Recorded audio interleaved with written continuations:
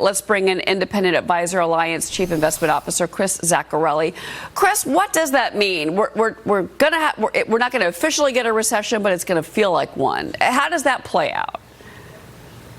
Yeah, so I think what they're trying to say is, look, officially a recession would be a contraction in GDP growth. We'd actually see the amount of productivity in the United States go down. But as far as the actual output this year, it's just going to be lower than last year. So just like when you see, a car slowing down as opposed to coming to a complete stop and then starting to reverse, we'll still be going in a forward direction as far as the economy is concerned. It'll just be a slowing down. And so I think people have to realize, even though we're not going into a recession, you do need to live within your means. You need to make sure that, if there are things that are going to be tight times ahead, maybe you tighten your belt a little bit, you maybe have a little bit of reserve savings ahead. But in general, it should be more of a slowing, not necessarily a full-on contraction. Well, that's going to be interesting. I want to bring in Ryan Payne into this because, Ryan, obviously what he's saying here, if you see the consumer start to back away, tighten their belts, that's the economy. But that also is kind of a bad sign for a lot of the retail names, and we're going to get sales this week.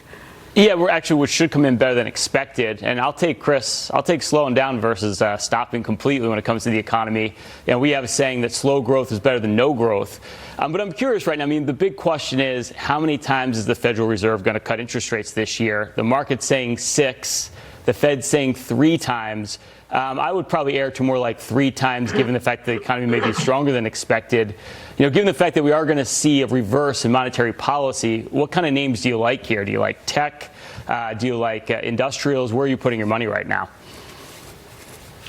Yeah, that's a good point. The market is expecting 6 cuts. We also think that's a little bit high. We'd expect it to be less than that. It could, you could see potentially 3 or 4 cuts. We also think the cuts will come later. So rather than cutting in March, as had been widely predicted, we think the cuts will come more on the back end. I think the Federal Reserve is still worried about inflation. They're still worried that, the economy could come in a little bit too hot. Consumers have been very resilient. And so, ultimately, if the Fed is cutting a little bit later and they're not cutting as much, to your point, slower growth is better than no growth. In that environment, we think it's going to be a mixed bag. On the one hand, you've seen technology do really well last year. I think that's an acknowledgement of the fact that if the economy slows, tech will do well. But we've got Morgan Stanley tomorrow. So, each bank has been such an interesting characterization and a very different story from bank to bank. I've never seen, I don't think, any quarter where each bank had so many separate issues.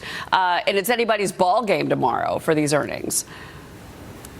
Yeah, I think you're right. And we're seeing a lot of that, divergence, disparity between banks. And it's because it's been such a challenging environment. JP Morgan has done so well in general just because they have such a large franchise. They have a huge balance sheet. Not only can they do well on the commercial side of things, they can do well on the investment banking side of things.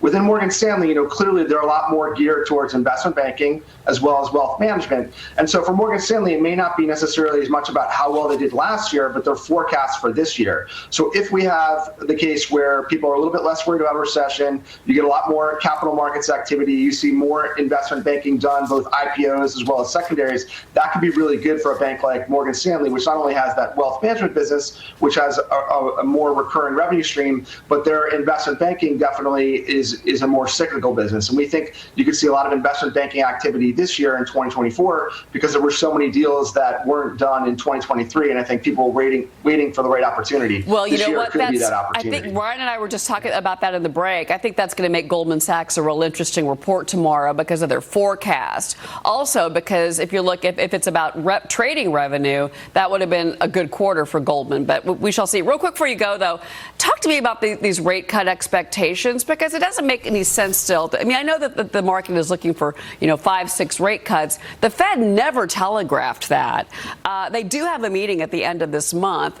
Is the language going to give us a clearer picture?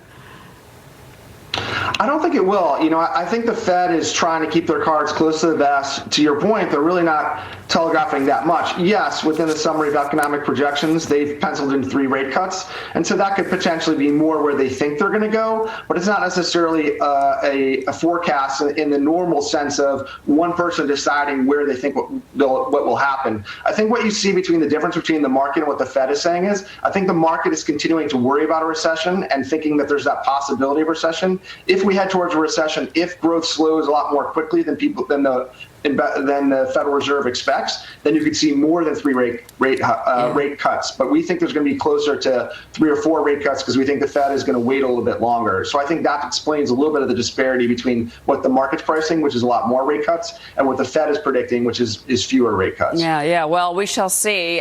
Chris Zaccarelli, thanks for being here, Chris. Appreciate it. Thank you. All right.